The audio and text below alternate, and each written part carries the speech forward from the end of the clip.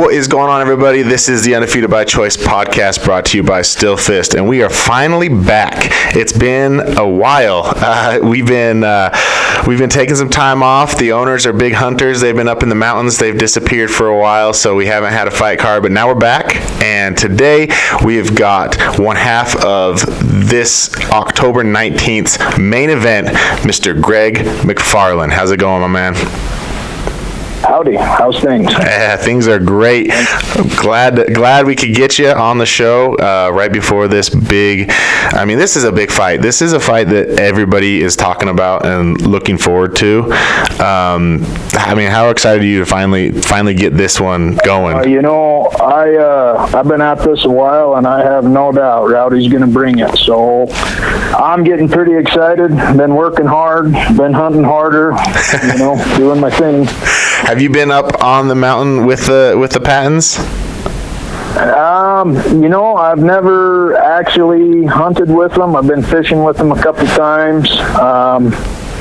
When you're a hunter, you kind of keep your location secret, you know what I mean? And that's what I hear. I have my spots, and they have theirs, and we share stories and pictures after, I was gonna say, I know that's why you guys have developed such a friendship over the years, is because if you're ever trekking up the mountain, hunting anything down, you become tight with them. So they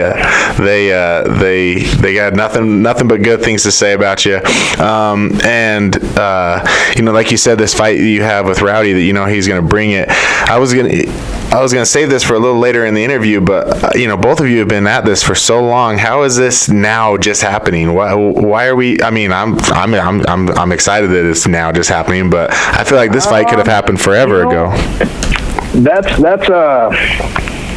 kind of a hard question to answer, because I have a ton of non-sanctioned fights that aren't even on any kind of record from clear back in like 2001 for Ultimate Combat, and I don't know if he wasn't around then or if he was and he was in Idaho or whatever, and then he was an amateur for a while and I was a pro, or just kind of the cogs never meshed on it. And Rowdy and I are, we know each other. We've been around the shows. We've set the cages up together, and I got nothing but respect for the guy. And it was just when the Pattons, came to me and said, "What do you think?" I've been kind of inactive for the last couple of years, and it was just a fight that intrigued me, and I just said, "Let's do it." Yeah, well, I can tell you that for them things, it's been building for a while, and just kind of time, Yeah, it's the perfect time. I'll tell you, the day you guys agreed to it, or I don't know the day you guys agreed to it, but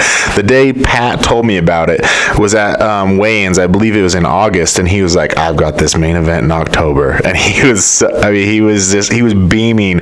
He was talking about just how excited he was and how this is gonna be the fight of the year, and I was like, "Okay, Pat, all right, okay, that's I'm excited about it. Let's see it." And then once I started posting about it on the Instagram, all the people that started messaging me was like, this fight is the one that needs to happen, and so I'll tell you what, there are so many people who are excited about this fight, October 19th. I mean, and if you look at the entire card is stacked, but your guys is the fight that everyone's looking forward to. So, man, I can't wait to watch it. Being kind of newer to the Utah fight scene, you and Rowdy are two names that I've heard the whole time I've been a part of it. The whole time I've been watching and being a part of the Utah fight scene. Is your guys' names are ones that just keep coming up over and over again of, this war and this good fight and this, and so I can tell you personally, I am very excited to watch this fight. Well, I'm excited for it too, and like I said, Rowdy and I have cornered fights together. We've been around, and we watched each other fight, and there's a lot of curiosity from both of us on what's going to happen. And I know if he's anything like me, he's been training hard for it, and so have I. And, he's a guy that he's got incredible cardio. He keeps a hard pace throughout the whole fight, and I mean, I'm kind of hoping for a banger, but I don't know. I think maybe he's thinking I'm going to do takedowns. I'm not sure. There's so much experience on both sides. It's going to be I'm even interested to see what happens. Does that make sense? Yeah. Oh, 100%. Yes. So I did have some questions I wanted to ask you getting into this. We were talking yesterday, and you were saying, I'm kind of a private person. I keep to myself, and so I wanted to know how you got into fighting, because so many people who get into fighting get into it because they want to get on TV, especially nowadays. They get into it because they want to get on TV. They want to go to the UFC. They want to be in the interviews. They want to do this, and you just want to fight. And so I'm just questioning, like, how'd that all come about? That's man, you're asking some really good questions. I got to think about it. So in high school, I was a wrestler, and I've done judo as a kid, and just wrestling and judo, and then kind of been, meshed into the jiu-jitsu realm of things early on with Pedro Sauer's group a little bit, and just kind of jumped around in the early 2000s and just kind of learned everything I could. And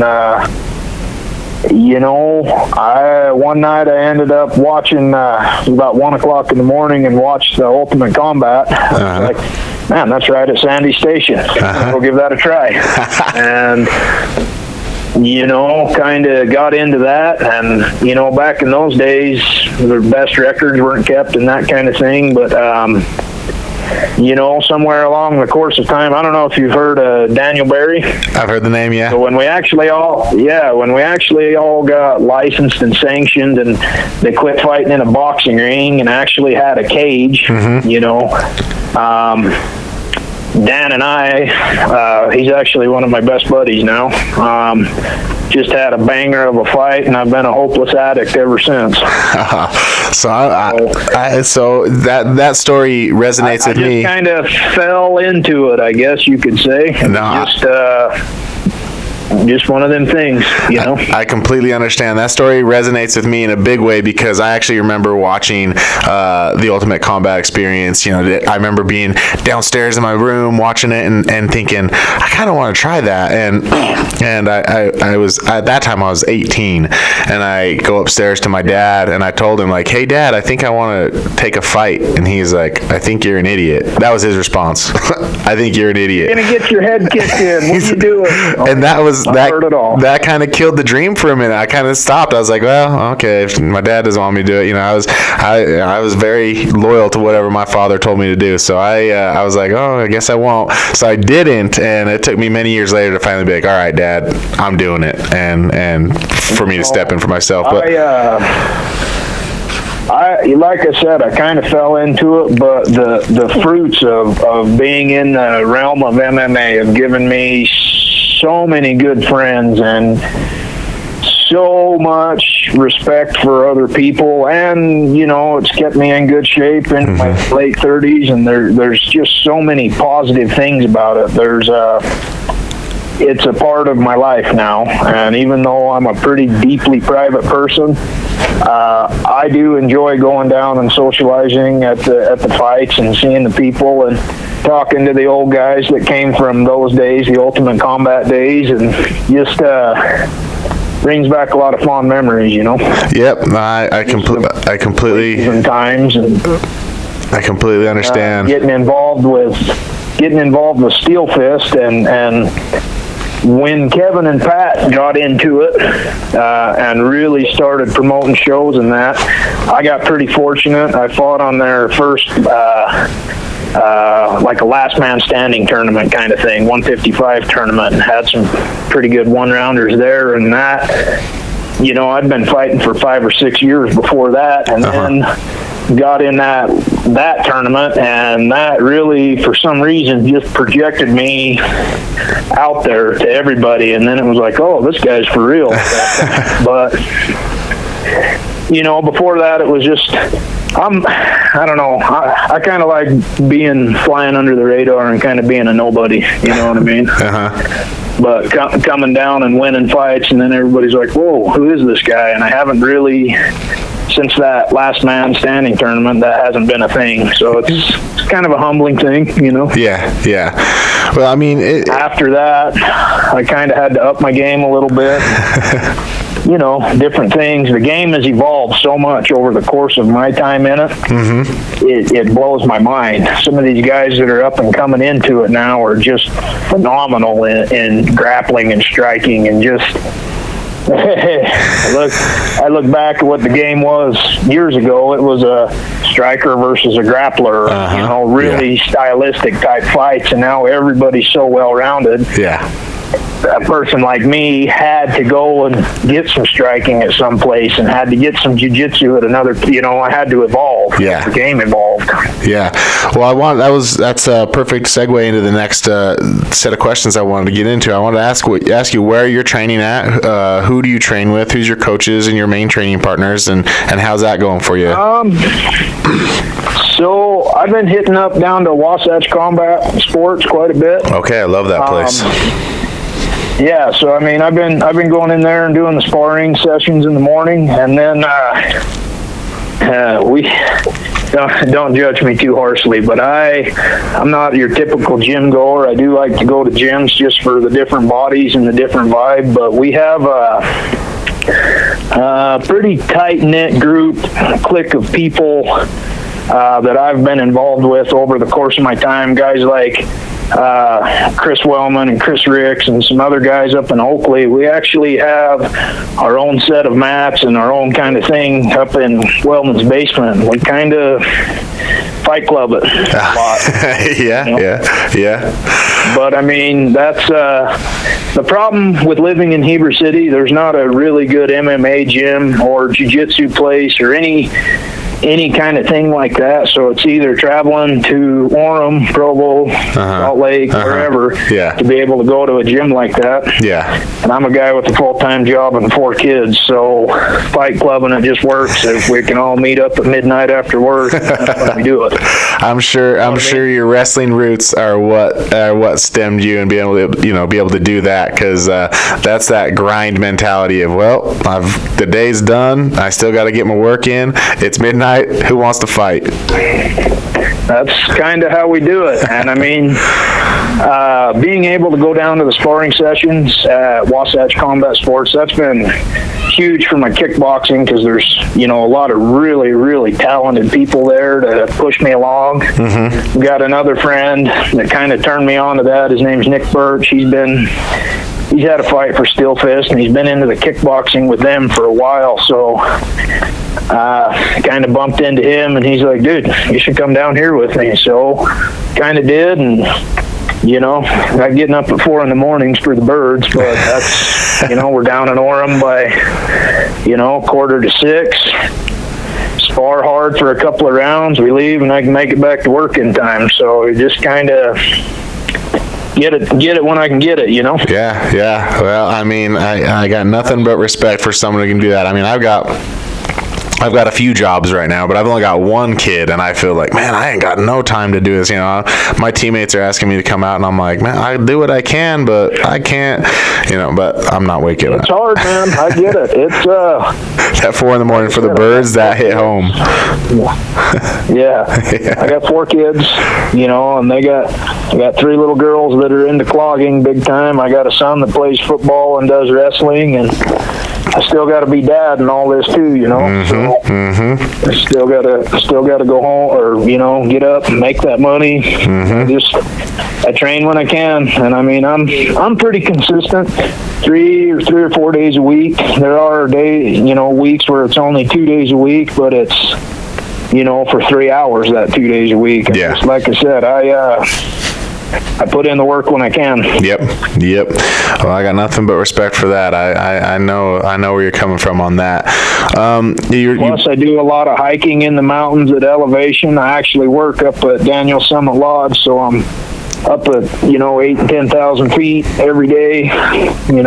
So I mean, I do a lot of hiking and running and that kind of stuff on my lunch breaks, and just grinding that way when I can too, Yeah. I mean, there's lots of times if you're up in the elevation, up in the mountains, even just walking around, that's gonna get you more cardio than running on a treadmill a lot of times. And I'm sure with the hunting, packing out a mule after you take it down. Packed out an elk. I just packed out a bull elk out of Colorado at 11,000 feet. That was a cardio workout. Yeah, I can imagine. I think I sent you the picture. You did. It was a good looking one. So congratulations on that. That stuff, man. Yeah, I know you could. A lot of work. Yeah. We need to get you on like a hunting podcast. I bet you'd be able to. You could probably host your own hunting podcast. Oh, I don't know about that. I'm not a tech whiz. Neither am I, man. I've done. This is all trial and error. You mentioned that you started out with wrestling, and that was your first, I guess, martial art form. And you went to judo and you did some jujitsu. I did a lot of judo as a kid. Oh, okay. So that's where you started out. Ish. I mean, yeah. I've been wrestling since I was a kid too. Okay. I wasn't a football player, I wasn't a soccer player, I wasn't any. I was a wrestler, and then I did judo. That was kind of my thing until I crossed into the jiu-jitsu realm. Okay. Is that where I guess what I'm trying to ask is, for me, I started out in karate, and so I really liked kicking a lot when I first got into MMA. I really liked it, but now, as I've been training, like right now, I really focus a lot on boxing. As you've been getting into it, is there any like other, discipline that you've really just fallen in love with, and you really just, you get excited when it's training time? When I found jiu-jitsu, and I'm talking like traditional Brazilian jiu-jitsu in a gi. When I found that's the direction I went for a long time. And I think if you ask around, you'll find out everybody considers me to be a jiu-jitsu guy. And that's probably my forte, I guess. But I actually trained.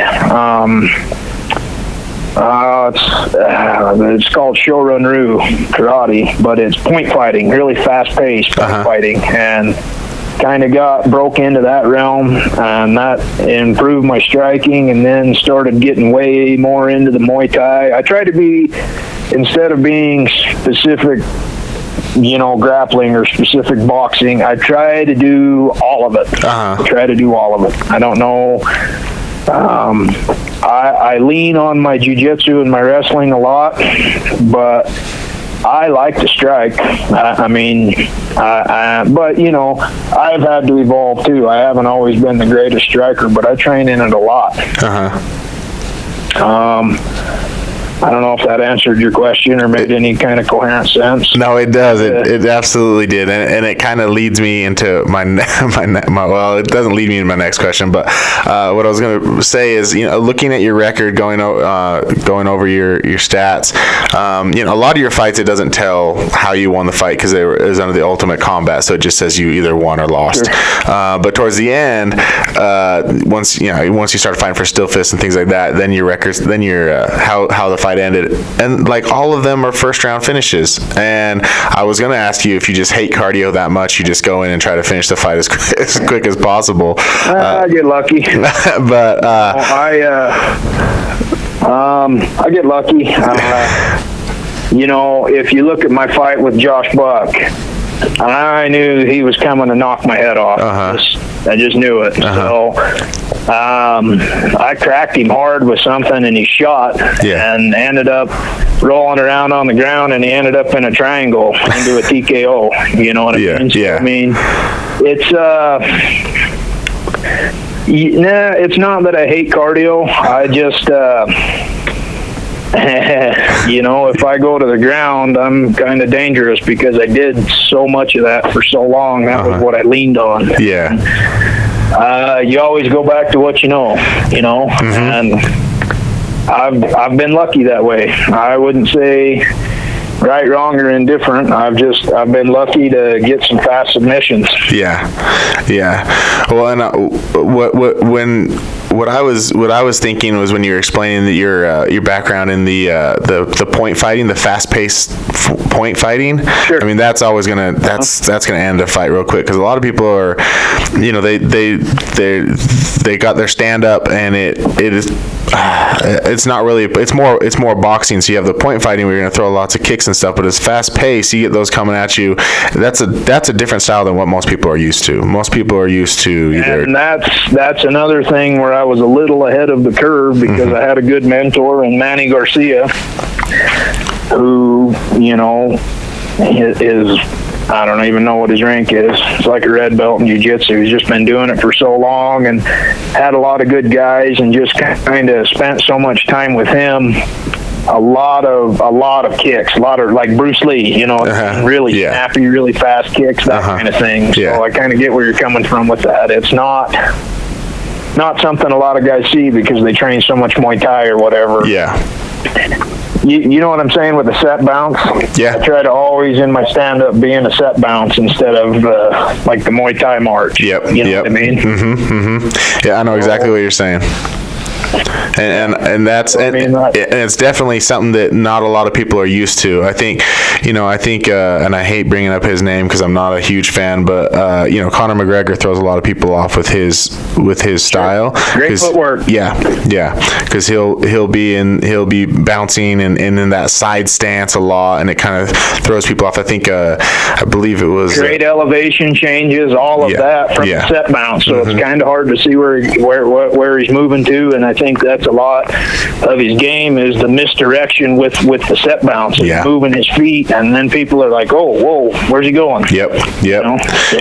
It's You're not a McGregor fan, huh? No, I am not. I am not at all. I told you before we started this, I don't like the trash talk. He's a specimen as far as a fighter goes, but the arrogance is something I don't deal real well with. He's just not a good role model for the up and comers. No, I agree. That's where I come from with that. My opinion. That's my opinion. That's how I feel on that. As I told you before this, I'm not a fan of trash talking. So the way he does it it's not my style. So, but that humility goes a long ways. Yeah, but that fighting, I know exactly what you're talking about, and how he throws a lot of people off with that. So, the next question I want to get into, and I briefly brought this up, is you did have a fight with my former mentor, coach Pat Reeves, and I just wanted to take a walk down memory lane, see if you remember that fight, how it went. Pat Reeves, I remember that fight. Who put that fight on? It was a group called XMA, Extreme Mixed Martial Arts, and I want to say it was Griffin Renault, I think was his name, was the promoter then, and it happened at Club Elevate somewhere around 2004-ish, 2003-ish. I'm not actually sure the exact date on that one, but what do you want to know? I just want to know how it went. I saw that you won the fight, so you're not gonna. It's not gonna be a bad memory. I had seen Pat around. I mean, when I fought him, that was my probably third or fourth professionally licensed sanctioned fight, after all of the commission and everything, all of that really started to take off, better record keeping, etc. I took that fight on short notice. I'm talking like 8 hours. Okay. You know what I mean? Yeah. And come in as the underdog. And we weighed in the night of the fight because I took it on such short notice. I wanted to see my weight and everything. So we weighed in the night of the fight. I'm remembering as I'm talking. So bear with me. Okay. While we were there, he was kind of. I like Pat. I got nothing bad to say, but we all know he liked to talk some trash. Yeah. Yep. And was kind of trash talking me and running me down a little bit, like, "Oh, I'm going to whoop your ass. You're just a newbie. You took this fight on short notice. What are you thinking?" That kind of thing. I didn't really say much. Just kind of didn't really say much, and we were the first fight of the night. So we come out and touch gloves, and he just started throwing some haymakers at me. So I chopped him with a leg kick, and he bounced back, and I popped him with a jab, and for some reason, he jumped on me and pulled guard. I ran him over to my corner, and I slammed him, managed to get to half guard, and just got lucky and pounded him out. Yeah. That's about how that fight went. But I got nothing but respect for Pat, and I was around him after that, and we had some really good conversations, and some of his fighters fought some of my fighters. I had a little clique of guys that were fighting up here in Heber for a while, and we got along. Yeah. Would I say we were buddies or anything? No, but there's a common respect we had for each other, and Absolutely. I got nothing bad to say about him. Yeah, absolutely. Excellent fighter, and it's pretty unfortunate that he's not with us anymore. It kind of chokes me up a little bit. Yeah. It's it was tough for all of us, but he built the brotherhood. It was on your end. Yeah, he built the brotherhood with all of us, and we're still together, and we still train together, and we all he's there with us. We know he is. So Yeah, and that's the legacy he left behind, and that's what we all remember him for. He was an excellent fighter. His reputation and his belt speak for himself, and I just say I caught him at a good time in his career. Yeah. Well, thank you for sharing that. Thank you for sharing that story with us, man. I really appreciate it, and I know all my teammates and everybody who knows Pat's going to appreciate it. I mean, the way you describe him that's exactly how he was. That he loved to try to get in people's heads. That was part of his game. He loved to do it, but then at the end, it was all respect, because anybody who steps in there with him, he respects him. That's all there is to it. So we didn't even dabble in having a rematch or anything. When we see each other at the weigh-ins, it's like, hey, what's up? Yeah. You know what I mean? There's like I said, when you fight with somebody, win, lose, or whatever end, you gain a common respect for that person, and that's kind of the camaraderie and kind of all of the things I was talking about earlier, learning and growing and evolving and meeting all these people. That's what it's about to me. Yeah. Well,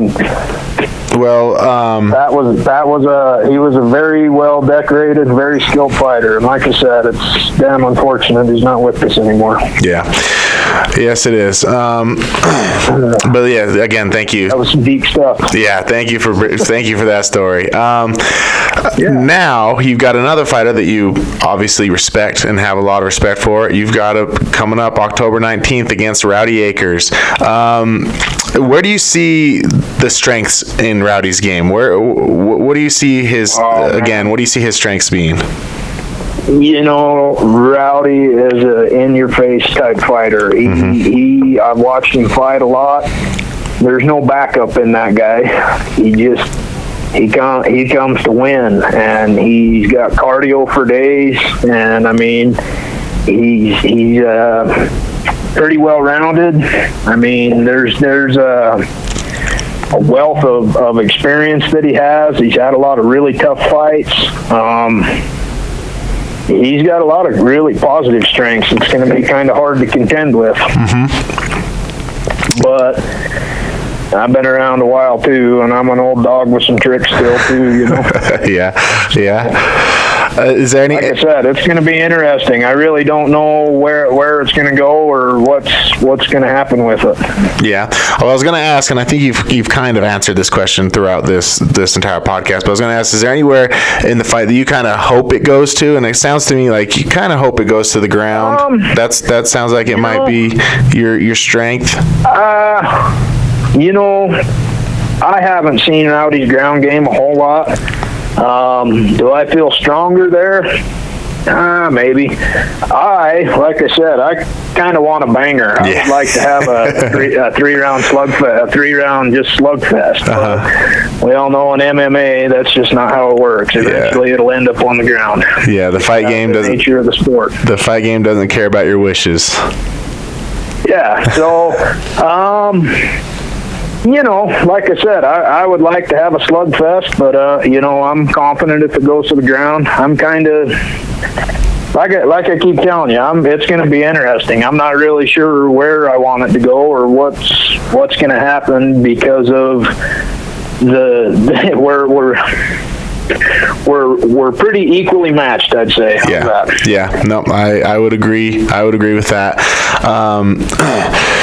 The next, usually I ask people, how they see themselves winning the fight. But again, I think you already answered this question, is that there's no real way to see yourself winning this fight other than, maybe visualizing your hand being raised, but it could happen in any way. Yeah. I mean, I've got a few slick triangles on some real good guys, so maybe there's that. There's some point fighting. Maybe I can land a lucky head kick, but Rowdy's got a steel chin. I mean, I've watched that dude eat some shots and come back from them. So, honestly, I don't think either one of us is going to throw anything at each other we haven't seen before. It's just how we're going to do it to make it land. It's really hard for me to say this or this. I would like to win. Yeah. And I've been working my butt off for it. My strengths lie a lot in the grappling, but I'd like to showcase some striking. All right. Guess we'll see. Yeah, we will. October 19th is the date. It is right around the corner. I cannot wait. For anybody who has not been to a Gregg Mcfarland fight, anybody who has not seen or heard, what do they have to look forward to? I'm the guy with the big mustache and the cowboy hat. I love it. What do they have to look forward to? I like to think I'm a pretty exciting fighter. Most fights are one-rounders because I'm like Rowdy. I'm right in your face the whole time, win or lose. I'm not backing down. I'm not feeling it out. I come to fight. And if you signed up to fight with me, you better be ready to fight, because that's what I come for. Perfect. That's the perfect sales pitch right there. That's my thing. That's the perfect. Not trying to sound arrogant or anything, but that's what I come for. I come to fight. No, and that's what the fans come for. They come to watch people fight. So that's the perfect thing to say. That's the perfect sales pitch. Lastly, before we go, obviously we would not be here. This podcast would not be here. This fight would not be happening if it was not for Still Fist, Kevin and Pat. If you could just let us know how you like fighting for Still Fist, against other organizations, or just, what is it about Still Fist that brings you back time and time again?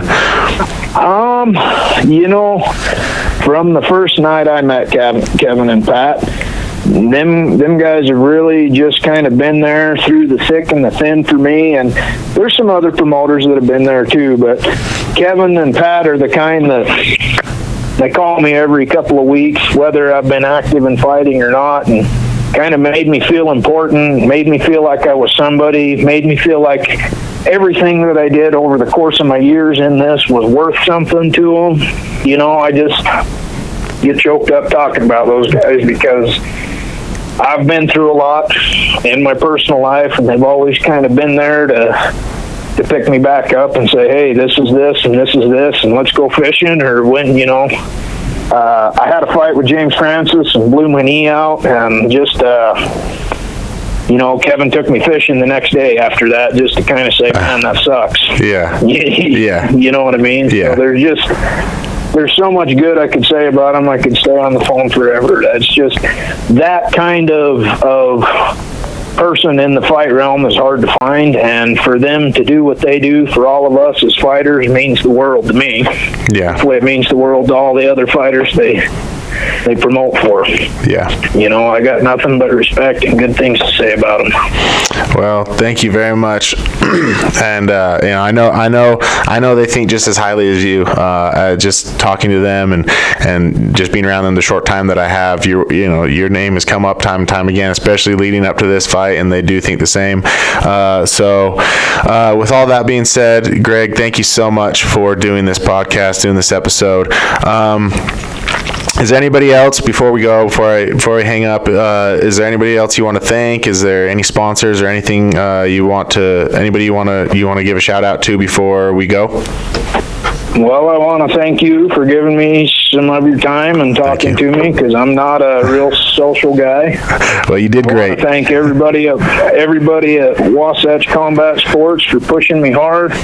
All the Chris Wellmans and the Nick Birches and all of the other too many people to name, thanks for pushing me along and anybody that's ever bought a ticket to one of my fights, I'm deeply humbled and truly thankful. All right. Well, thank you very much, Greg. I appreciate you taking the time out for doing this show. And we will talk. No problem. We will talk to you later, my man. All right. Thank you for everything. I'll see you on the 19th. We'll see you. Thank you. Bye. All right. Thanks. See you. All right, everybody. There you have it, Gregg Mcfarland. That was a great interview. He's for not a social person. He's a talker. I like it. This is an exciting fight. This is one to see, everybody. Like, make sure you're getting your tickets. Go to stillfistfight.com and get your tickets, or go get a hold of him. Get a hold of anybody who's on the card. Of course, every time you buy tickets from a fighter, it helps out the fighter. Make sure you make it to this event. You can find this podcast on iTunes, iHeartRadio, and YouTube under Undefeated by Choice. You can find us at Stillfist on Instagram at Stillfist Fight, and you can find us on Facebook at Stillfist Fight Night.